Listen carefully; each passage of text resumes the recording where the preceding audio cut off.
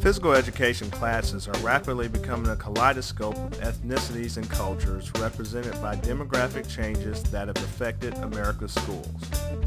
As educators in this era of change, a unique opportunity exists to ensure quality physical education for the good of all who are influenced by our work. Through culturally responsive practices in our classes, we can assist in minimizing students' alienation as they attempt to adjust to the different worlds often represented in school. Fortunately, recent scholarship has offered a glimpse into strategies of how this can be accomplished in physical education. While ideas have been discussed regarding student characteristics and routines that should take place to account for diverse learners, an area which is in need for further inquiry is what the physical environment of these classes should resemble. The potential impact that this has on our classes cannot be understated.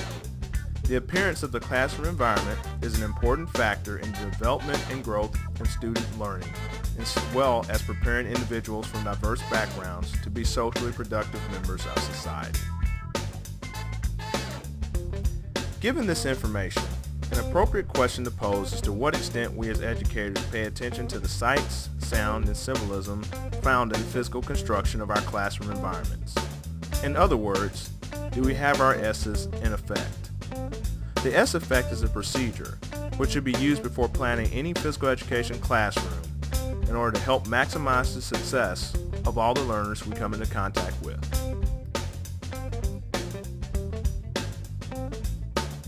Sight, the first effect, deals with what students see before they enter the classroom or gymnasium and has implications for the quality of the physical education experience.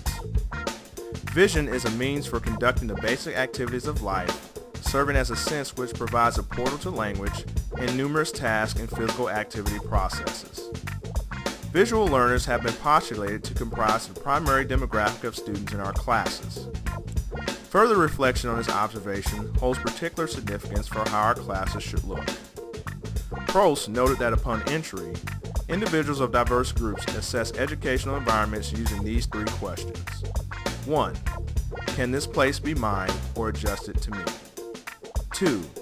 Can I produce results here? 3. Can I relate with and get along with others who are here?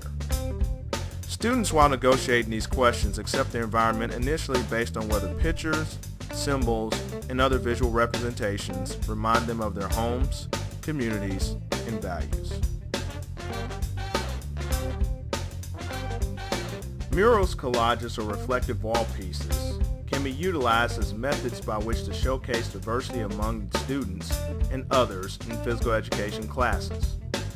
Recent advances in technology have allowed murals to become more widely available for use in educational settings, easing the difficulty of obtaining permission to decorate school walls. Collages and reflective wall pieces can be used by diverse learners to express thoughts, feelings, and attitudes related to physical activity. A task by the teacher could involve phrasing values questions to students such as, why is this activity important to you? Or why do you think this particular sport has significance in a particular group's culture? These simple tasks help to foster an appreciation of the similarities of differences among students in the class. As these works are completed, they should be posted in areas where students can see and reflect upon them without disrupting activity. The impact of an impressive common wall of student-created artwork, or a hallway in which these works are shown prominently from one area of the school to another, showcases the creativity and cognitive thinking of students while producing and heightening the anticipation for physical education. In these instances, the authenticity of student work and the visual ambiance of pictures posted will truly say 1,000 words about your program.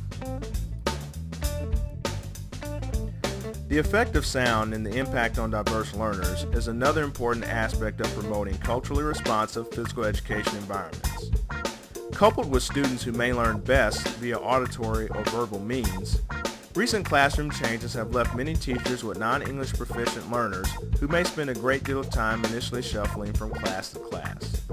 Currently, there are more than 180 different language groups represented by students in schools, with these learners postulated to represent 25% of the total student population in 2026. Thus, sound, as it refers to language, in the physical education context, helps to break down barriers to participation for learners who are from non-English speaking backgrounds.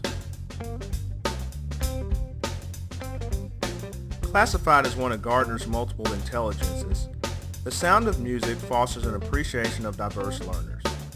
Employed appropriately in class, music can stimulate the brain and form connections between the body and mind while prompting memory and improving gait and coordination. Music, which reflects the diverse cultures of students played during the beginning of class or during transitional activities, is an integral part of the learning experience. Through music, students can socially interact with one another through activities which encourage emotion through dance and rhythms.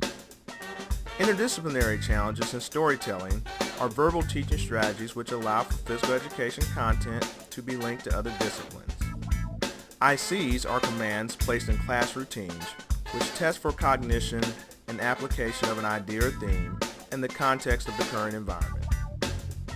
Storytelling for cultural groups serves to help create dialogue that reflects on solutions that accommodate diversity so that every member of the physical education community can feel a sense of connection and belonging.